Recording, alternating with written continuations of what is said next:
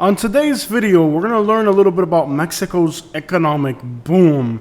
In 2016, when Donald Trump said he didn't want any more Mexicans and illegals in the United States, many Mexicans returned back to their country, invested in their country, and now Mexico's economy is absolutely booming. No longer do Mexicans dream about the American dream, they're trying to realize the Mexican dream in their own home country. And thus, on today's video, we're going to see how Mexico has transformed in a very short period of time. But first, we're going to do a little exercise. I'm going to be showing you guys a neighborhood in Mexico, and then we're going to look at the American counterpart right across the border, same metropolitan area, and you're going to guess which one is in the US and which one is the Mexican counterpart. Let's get into it. Alright, so we're going to start in Nogales. Now, the city of Nogales, part of it is in Arizona and part of it is in Sonora, Mexico.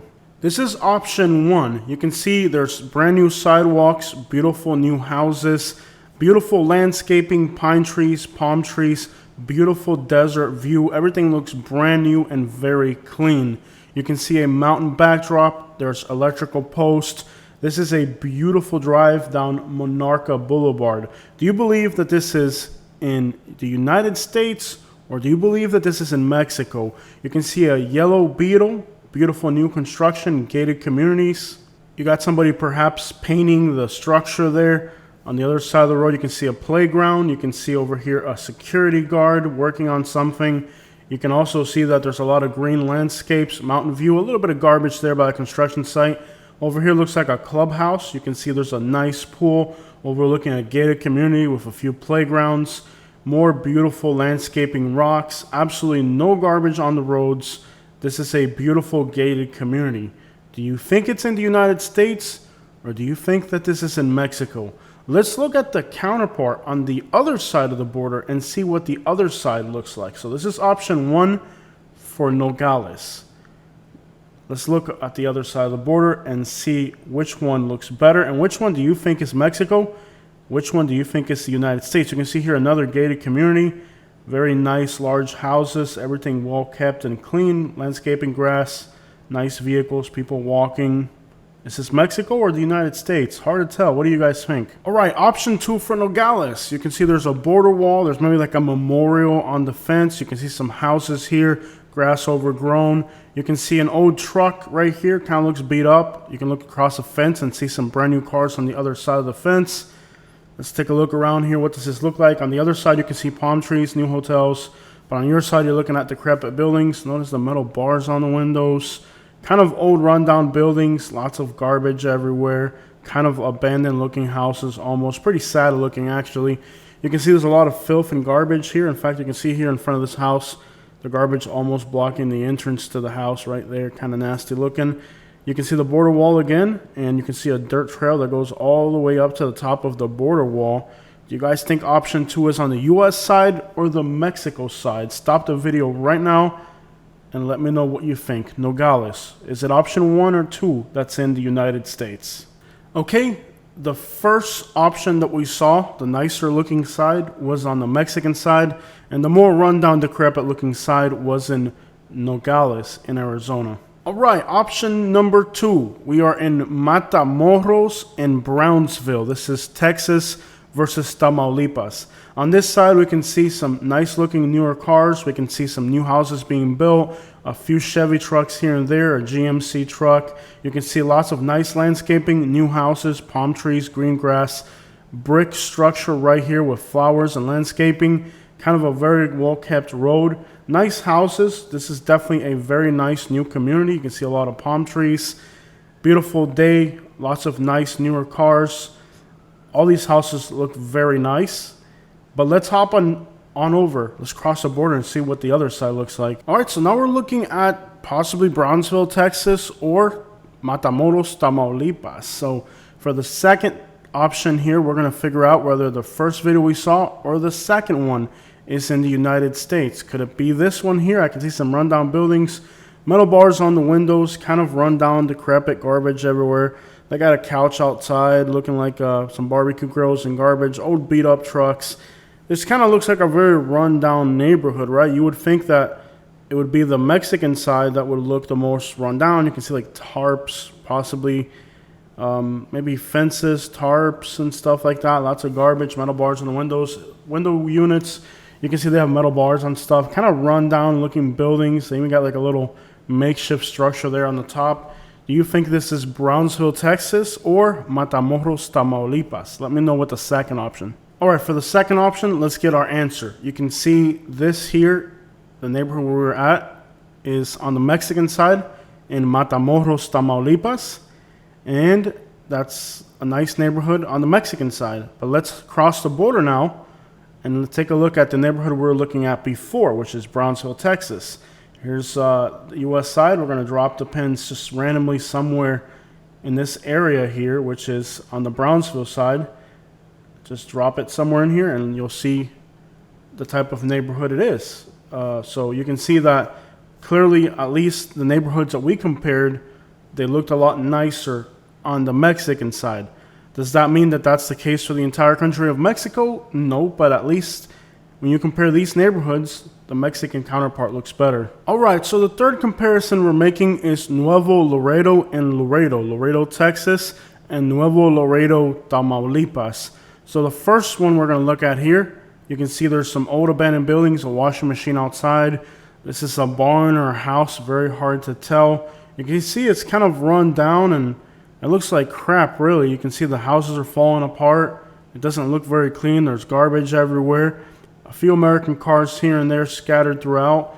It looks almost like these houses look like barns. In fact, you can see here an improvised air conditioner. There's no way that's safe. But let's hop on over on the other side of the border. On the other side of the border, you don't see these nasty beat up shacks like you do on this side of the border. When you hop on over, it looks a lot nicer. So now, are we in Texas or are we in Mexico? You can see here on this side, new buildings going up, new houses, paved roads. This is again the Mexican side. This is Nuevo Laredo, Tamaulipas. You can see nice new construction, new houses. And what I really want to show you guys with these comparisons is that for a lot of people, they're living better in Mexico than we are in the United States. A lot of poor people in the United States think that, well, at least I'm in the United States of America. Yeah, the middle class in Mexico is probably living about the same as you in the United States if you're poor, if you didn't know that. It's because Mexico has had an incredible economic boom. In 2009, here in Tamaulipas, Mexico, this was just a few little shacks, and today it's a brand new construction. When the United States got rid of the Mexican influence and they sent everybody back home, all that money went back to Mexico and they focused on growing their economy, and Mexico's been booming. Here in Sinaloa in 2014, it was an empty field, and today it is a brand new construction. And these aren't isolated cases. Throughout the entire country of Mexico, we're seeing an incredible amount of new home construction, new businesses, hotels, resorts, and an incredible amount of investment going into Mexico. See, for many years, Mexicans invested their money in the United States. But with the recent changes, Mexicans have realized that their hopes is no longer to look across the border. And where once empty fields stood, today new investments are going in. And the country of Mexico has recently had an incredible economical uptick. Real estate appreciation has helped a lot of people as well, since in Mexico, many people own properties. And after all, many people who are working in Mexico during this economic boom were people that were in the United States before. In 2017, this was an empty field in Mazatlan, but today it is a beautiful gated community. This has been the rapid economical intensification of Mexico's economy over the last few years. Where once investment was stalled out and stagnant, today new communities flourish. And that is the case in many of the outskirts of Mexican cities. They're seeing places that were nothing today turning into gated communities. Very similar to what you're seeing in the United States and many upscale communities here. In 2011, this outskirt of Mexico City looked like an outright slum. Clearly here, you would have never envisioned progress taking place. However, fast forward and you can see that now where the slums used to be are high-rise buildings. All this happening in a very short period of time. Many people are leaving the rural communities in Mexico and moving to the cities. Many people that were illegally living in the United States have also returned to their home country, transforming what were once slums into today up-and-coming communities in the Mexico City metropolitan area. As the United States strengthened its policies on immigration, many of the investments and people that were previously heading to the United States are now staying in Mexico. Many Europeans, Asians, and people from Latin America, including Haitian communities that used to immigrate into the United States, are now staying in Mexico, and they're prospering there. In 2016, this hillside in Tijuana was nothing more than a hillside. Today, luxury communities and apartments as well as businesses are being constructed. And this is really the story of Mexico. It's just been an incredible and fast transformation, as now Mexicans are realizing that their future is in their own country. The culture of leaving to the United States no longer exists. Now the money is actually back home. In 2009, this community of Ensenada didn't really have a lot going on, but today the amount of construction going on here is interesting. Lots of new buildings, hotels, and investments are going in, changing the face of what was once an unimpressive coastal community. Today hosts a luxurious availability of hotels, restaurants, and other attractions for tourism. However, unfortunately, with this explosion of money also came an explosion of crime. As the United States strengthened its policy on immigration on the border, it also led to an unfortunate situation.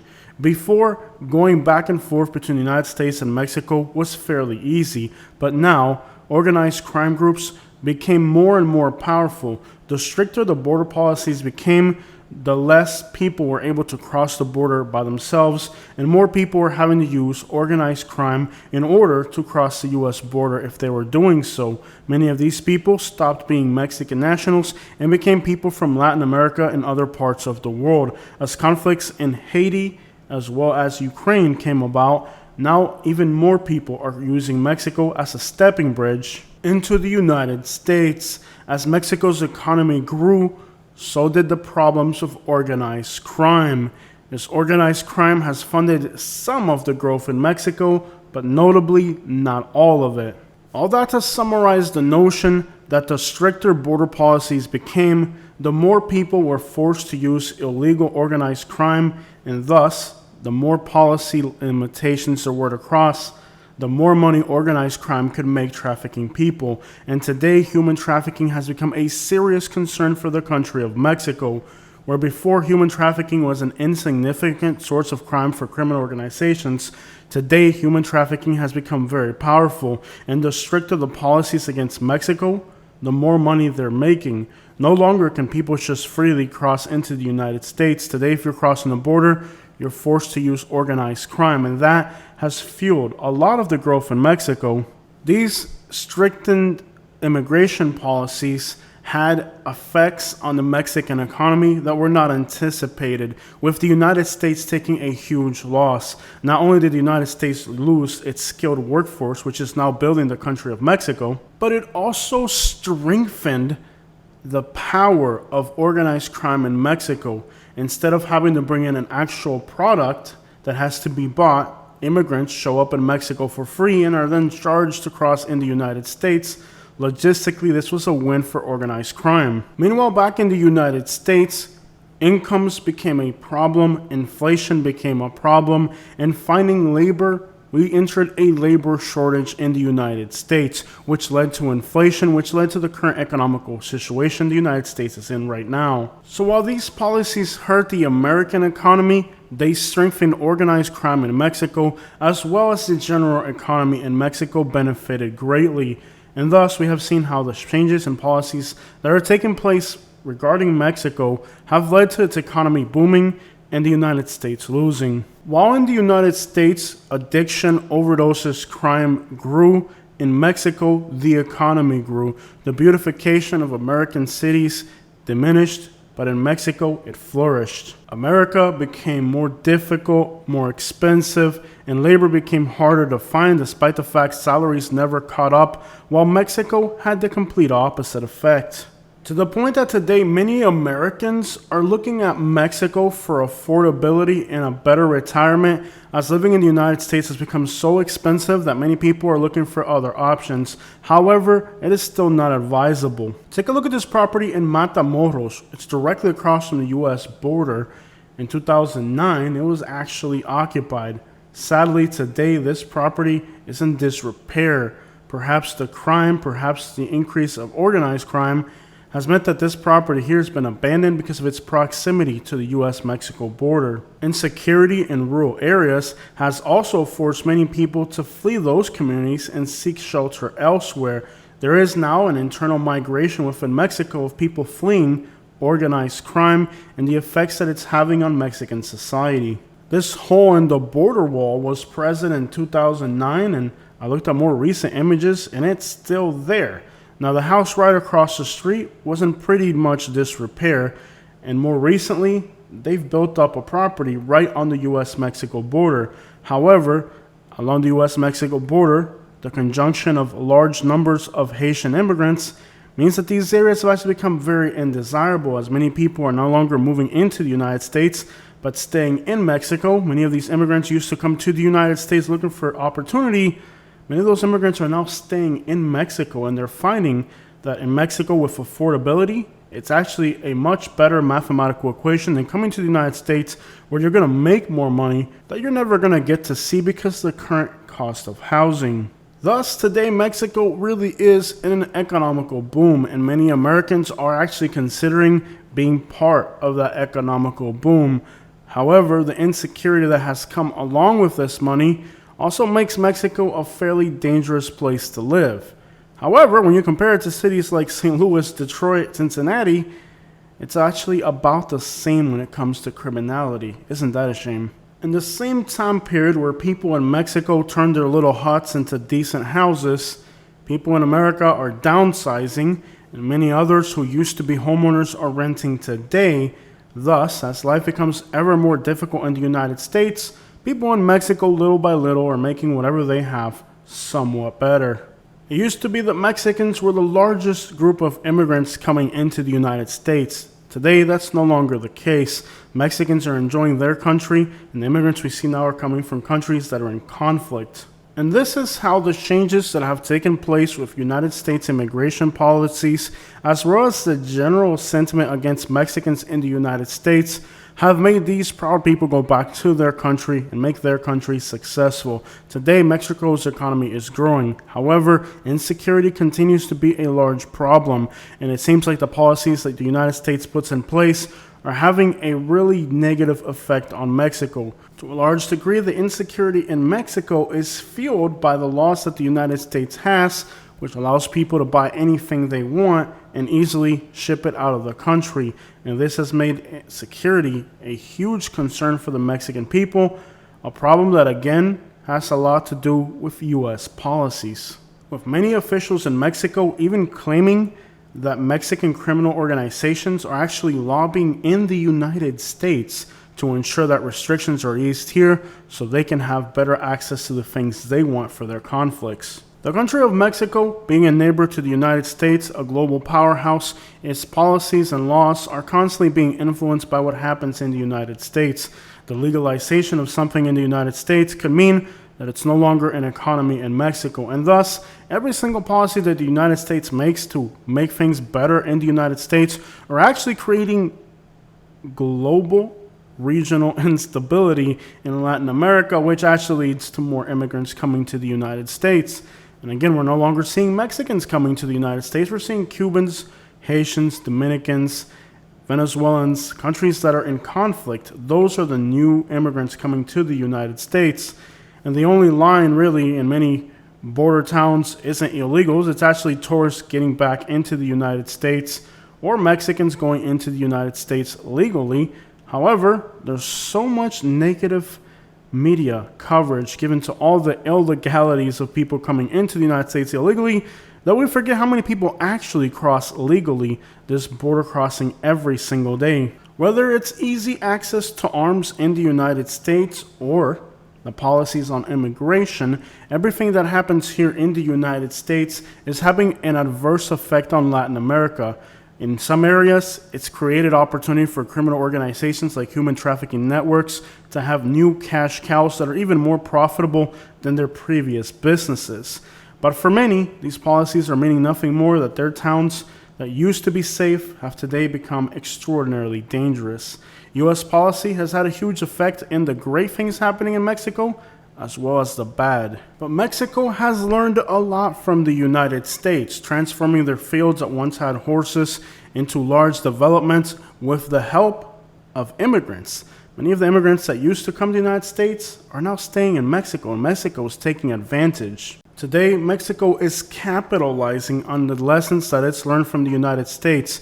Much of the labor taking place in Mexico now are communities from Central America or Haitians, people that would have initially came to the United States and been a workforce here, are now the cheap and affordable labor force in Mexico. Mexico has been keeping the best immigrants for themselves and funneling to the United States the so-called undesirables, and thus money laundering has become a huge aspect of the Mexican economy as well. All this to say that it seems like many of the changes and policies that are taking place in the United States have contributed to a lot of economical opportunity in Mexico. Unfortunately, a lot of that economical opportunity has landed in the wrong hands, and today, organized crime in Mexico is more powerful than it's ever been because of U.S. policies. Many years ago, the United States had a problem with illegal immigrants coming here and working affordably. Today, the United States has over 100,000 Americans dying from overdoses every single year. Instead of neighboring Mexicans coming here to work, now you have Venezuelans, Cubans, Haitians, all these groups likely cannot return to their countries as they have conflicts. The world scene has really changed in North America, and what were once simple, easy to fix geographical problems have today become huge problems, conflicts, wars, and of course, extremely violent situations happening in Mexico. All that, law enforcement in Mexico is completely complicit in the illegal activities, and it seems so because it fuels a lot of the growth happening in the country. Mexico's economic boom has brought a wave of violence and insecurity to the country, and the policies that the United States is making are failing for the U.S. economy, but proving very lucrative for organized groups in Mexico, which continue to grow in power. In many respects, we can say that the good and the bad happening in Mexico is all a result of U.S. policy. Policies that catered to the sentiment of hate towards the Mexican, but have really hurt the U.S. economy. Today, while Mexico enjoys a more comfortable and easy economy, the United States is suffering with inflation. You can't find people to work. The overall quality of anything you buy is garbage. And of course, we're seeing the incomes increase, but not at the same rate as inflation and cost of housing. These problems did not exist in the United States until the United States started to cater to the anti-Mexican sentiment. And it seems like the United States has really, shot itself in the foot when it comes to Mexican policies. They hated the U.S. Mexican immigrants. They wanted to get rid of these people to the point where they're willing to hurt their own economy and make living in the United States unbearable for everybody if they could just get rid of the Mexican people. Thus, this sentiment, this hate of the Mexican people, is actually what has led to the United States being in the situation it is today. The United States enjoyed affordability of housing thanks to the vast number of Mexicans who could easily come to the United States, work here, and then go back to their country. Now that labor force is working hard in their own home country, and the United States is finding that U.S. citizens are not able to do the jobs that the Mexicans did, and the new wave of immigrants coming to the United States have neither the desire nor the vigor to work as hard as the Mexicans used to. Americans got what they wanted, to get rid of the illegal Mexican population in the United States. And in doing so, they've brought much hardship to the United States and much economical opportunity to Mexico, including even the criminals in Mexico are able to benefit from the anti-immigrant sentiment of the United States. Mexico has been working to make its country a better place. The United States has been working to exclude people from having opportunities, but those policies and sentiments have really backfired, and we're seeing results today that are kind of contrary.